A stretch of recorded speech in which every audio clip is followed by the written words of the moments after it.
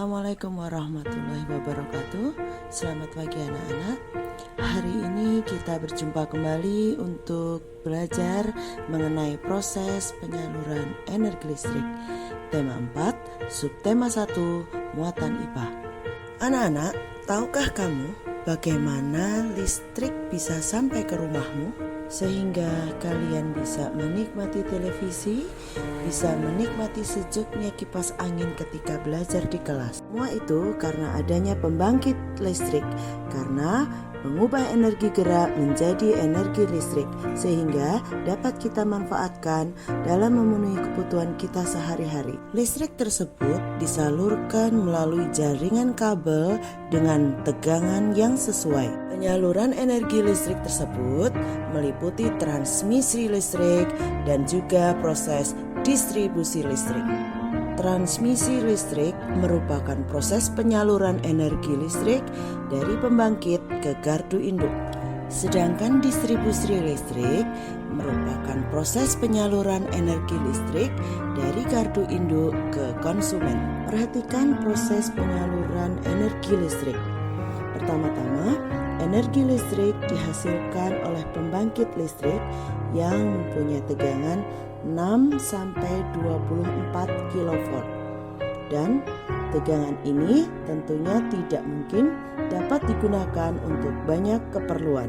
Jadi kita harus naikkan. Yang kedua, energi listrik disalurkan ke gardu induk untuk dinaikkan tegangannya oleh trafo step up menjadi 150 sampai 500 kV.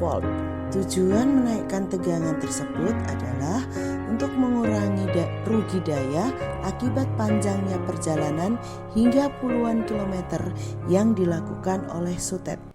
Yang ketiga, aliran listrik menuju ke saluran udara tegangan ekstra tinggi atau sutet, di mana tegangannya adalah 150 hingga 500 kV atau tegangan ekstra tinggi.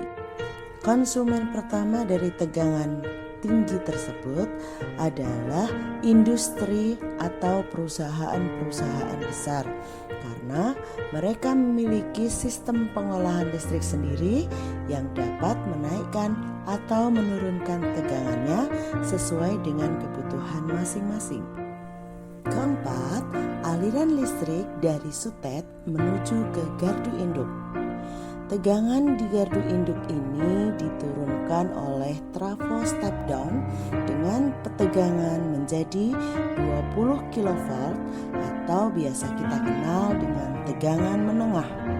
Pelanggan yang menggunakan arus listrik 20 kV atau tegangan menengah ini misalnya pabrik, rumah sakit, atau perkantoran. Kelima, aliran listrik dari gardu induk menuju gardu distribusi yang sering kita lihat gardu ada di atas tiang listrik. Pada gardu distribusi, tegangan diturunkan kembali oleh trafo step down dengan tegangan menjadi 220 volt sehingga bisa disalurkan ke rumah-rumah dan bisa kita nikmati untuk keperluan kita sehari-hari. Tentu kita pernah mengalami pemadaman listrik secara mendadak. Hal tersebut dimungkinkan karena yang pertama, kerusakan pada pembangkit tenaga listrik. Yang kedua, adanya sambaran petir. Yang ketiga, terjadinya kecerobohan dalam memperbaiki transmisi. Yang keempat, terjadi angin topan.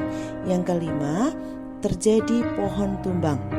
Demikianlah pelajaran kita hari ini, mudah-mudahan bermanfaat untuk kita semua.